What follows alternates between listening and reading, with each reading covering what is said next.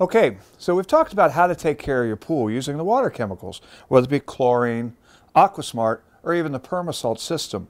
And all three of those programs were very simple and easy. Then we talked about filtration. We talked about sand filters and element filters. And those were very simple and easy. Now we're going to talk about that part of taking care of your pool that is not simple and easy. Now, a long time ago, I used to think that if you had teenagers, you'd have greatest of all of God's gifts, someone to vacuum your pool for you. Well, then my children got to be teenagers, and it didn't work that way. So I have an automatic pool sweep.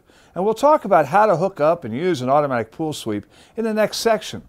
But right now, let's talk about how to use the manual pool sweep that comes with your pool package. Now, the first thing to remember is vacuuming a pool is an exercise in patience. And I mean that in every sense of the word. It's an exercise in patience. So first of all, let's talk about how you minimize vacuuming the pool.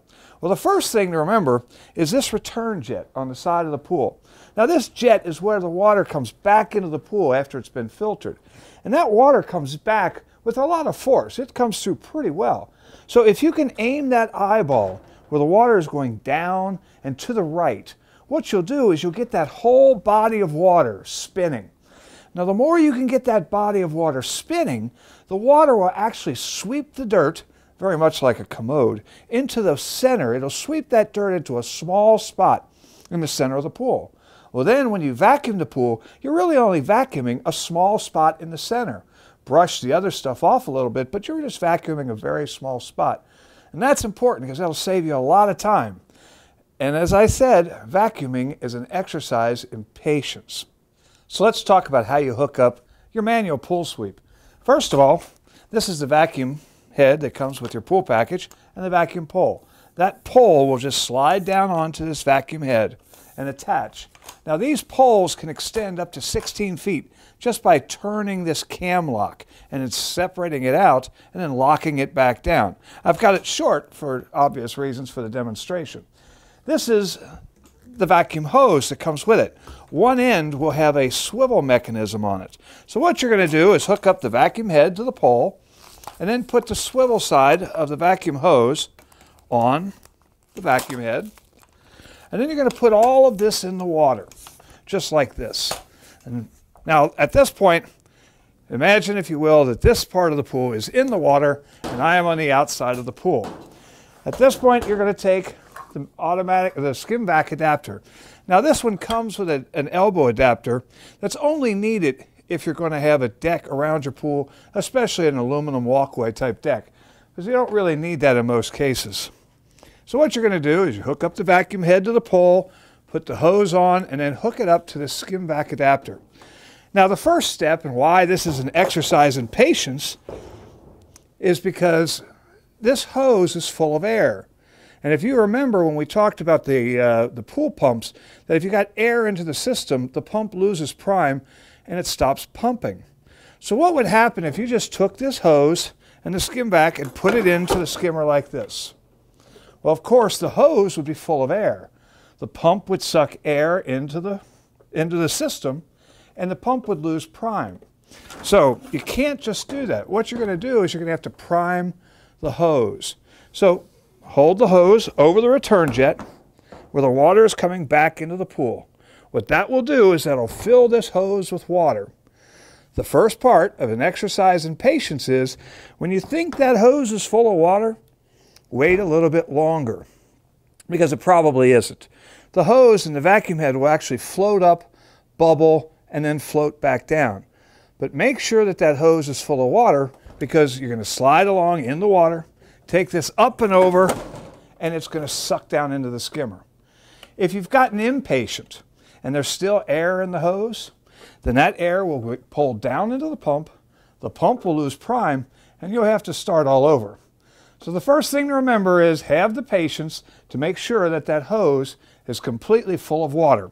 When you take it over the top, it will get sucked down onto the skimmer, and now the water will be pumped from the bottom of the pool through the skimmer and down into the pump and filter system. So actually, you'll be filtering from the bottom of the pool. Now, the second step in an exercise in patience is take a look at this this vacuum head. Now, as you can see, this is not a very sophisticated system. This is a piece of plastic, a head, a weighted head, with some brushes and a hole. Okay, this is not quite as sophisticated as your Kirby or your Hoover or any other type of vacuum for that matter. What's happening here is the brushes stir the dirt up, and then the water being pulled into this hose pulls the dirt back into the filter, and the filter catches it. Okay? So imagine what's happening. It stirs it up. That makes sense. The water gets pulled back, takes the dirt with it. Well, here's the second part of an exercise in patience. You know, I have what we call the Saturday morning pool sweep, or sweeping the pool syndrome. The wife says to the husband, say, honey, will you vacuum the pool? The kids are having people over this afternoon. He says, sure, I'm getting ready to go play golf, no problem. So he goes out there and he starts vacuuming the pool. So he's got it all hooked up and he starts vacuuming the pool like this, right? And he's kind of in a hurry. So he's going pretty fast. Well, he's stirring the dirt up, right? And it looks at everything looks great. Nothing on the ground, on the bottom of the pool. He goes and plays golf, comes home later that night, and his wife says, hey, I thought you were going to vacuum the pool for the kids. And he says, well, I did. And she says, well, look, it's got dirt on the bottom of the pool. Oh, this pool is too much trouble. I just vacuumed the pool. Now I got to do it again. Well, the problem is he really didn't vacuum the pool. He stirred the dirt up in the pool. That's the second part of an exercise in patience. Imagine that if you are brushing the dirt here and you go too fast, what happens is the brushes do stir up the dirt, but the hole has moved on. And so now the dirt is being stirred here. It goes up into the water. It's off the bottom. You think you've cleaned the pool, but all you've done is stirred it up. A few hours later, the dirt settles back down. It's back on the pool bottom, and you think, I just vacuumed this pool. This is too hard. Well, the problem is you're going too fast.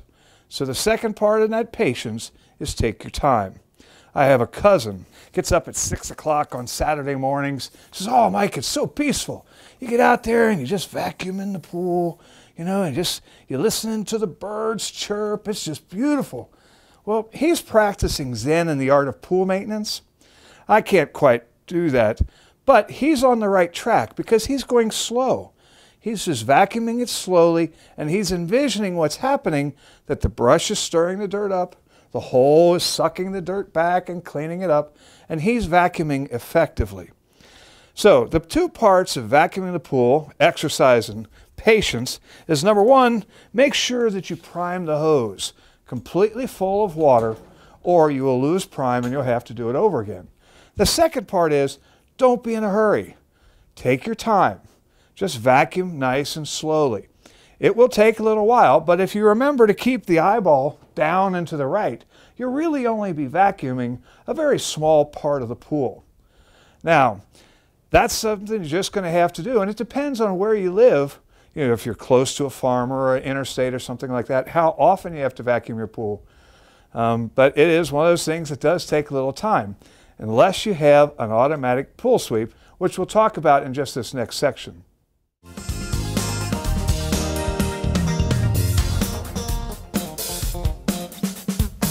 Where family and fun come together.